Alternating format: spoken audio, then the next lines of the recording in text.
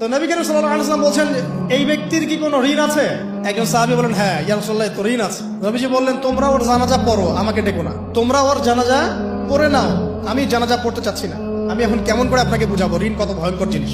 আপনি যে ব্যাংক থেকে 3-4 কোটি টাকার লোন নিয়ে রাখছেন, লাখ লাখ টাকা লোন নিয়ে বসে আছেন, দিব্যি সুখে বসে আছেন, এমন চিন্তায় যে আপনার মৌত হবে না। আর নবী সাল্লাল্লাহু আলাইহি ওয়াসাল্লাম সময়ে একজন মারা যাচ্ছেন, তিনি বলছেন তোমরা জানাজা পড়ে নাও, আমি জানাজা পড়তে চাচ্ছি না। মানে ঋণগ্রস্ত ব্যক্তি জানাজাও তিনি পড়তেন না। তারপরে একজন এসে বললেন, ইয়া রাসূলুল্লাহ, আমি তার ঋণ শোধ করে দিব, তার যা ঋণ আছে আমি শোধ করে দিব। তখন নবী এসে জানাজা পড়লেন সাল্লাল্লাহু আলাইহি ওয়াসাল্লাম।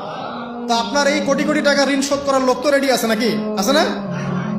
সমস্যা নেই, আপনার জানাজা পড়া হবে, আপনার মিলাদও হবে, আপনার একটা বড়সড় দোয়াও হবে ইনশাআল্লাহ। কিন্তু আল্লাহ পাক বলেছেন, শহীদ আল্লাহর পথে যুদ্ধ করে শহীদ হয়েছে, এই ব্যক্তির আত্মাও ঝুলে থাকে যতক্ষণ পর্যন্ত না তার ঋণটা শোধ করা হয়।